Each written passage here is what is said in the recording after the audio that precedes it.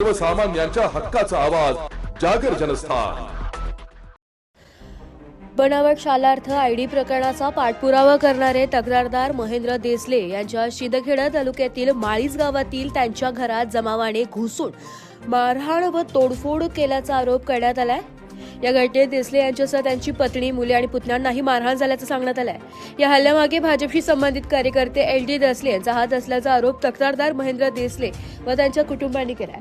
मात्र या आरोपांची अधिकृत पुष्टी झालेली नाही। दरम्यान घटनेचे व्हिडिओ फुटेज आणि इतर पुराव्यांच्या आधारे सखोल व निपक्ष चौकशी करून दोषींवर कठोर कारवाई करावी अशी मागणी RPI पक्षाचे महामंत्री डॉक्टर पंकज साळुंखे यांनी केली।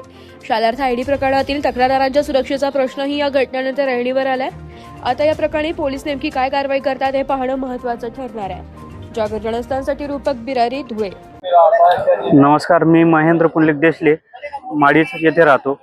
मी 2 एप्रिल 2026 शासन निर्णयानुसार ज्या काही महाराष्ट्र शासनात शाळा अपात्र झालेल्या आहेत आणि महाराष्ट्र शासनमध्ये जे काही शालार्थ आयडी आणि शिक्षक खोट्या मान्यता आदेश काढून जे काही संस्था चालक शासनाची उघडलूट करत आहेत त्या संदर्भात मुख्य तक्रारदार म्हणून मी धुळे जिल्ह्यात, नंदुरबार जिल्ह्यात काही शाळांची तक्रार अर्ज दाखल केलेला आहे। या तक्रारी अर्जामध्ये लोटन देवीदास देसले यांची पत्नी दक्षिता लोटन देसले आणि सर्व संस्थेचे कर्मचारी आणि त्यांच्या नातेवाईकांनी काल दुपारी माझ्यावर जीवघेणा हल्ला घडवून आणला। या हल्ल्यामध्ये माझ्या घरातील माझ्याकडे असलेले शैक्षणिक पुरावे, तक्रारी यांना नष्ट करण्याचे सर्व कारस्थान करण्यात नियोजित कारस्थान होता। मी वेळोवेळी शासनाला या संदर्भात माझ्या तक्रारी दाखल केलेल्या आहेत। माझ्यावर जीवघेणा जो हल्ला झाला याच्या अगोदर 8 दिवसा अगोदरच दादासाहेब साळुंखे आणि संतोष भोई यांनी त्यांच्या गोष्टी या उघड केलेल्या आहेत।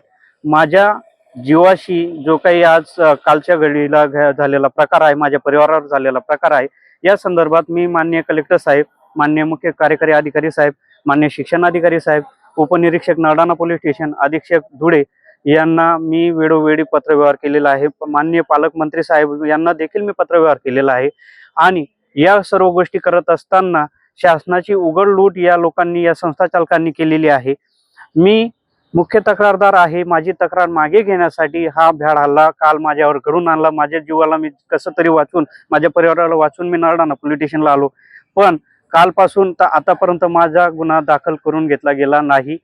आणि मी या सर्व गोष्टींचा जेव्हा पाठपुरावा करत असताना जर माझ्या जीवाचं काही बरं वाईट झालं तर माननीय कलेक्टर साहेब, माननीय मुख्य कार्यकारी अधिकारी साहेब, शिक्षणाधिकारी साहेब धुळे नंदुरबार, अधीक्षक साहेब धुळे नंदुरबार आणि पालकमंत्री साहेब हे जबाबदार असतील अशी मी विनंती करतो।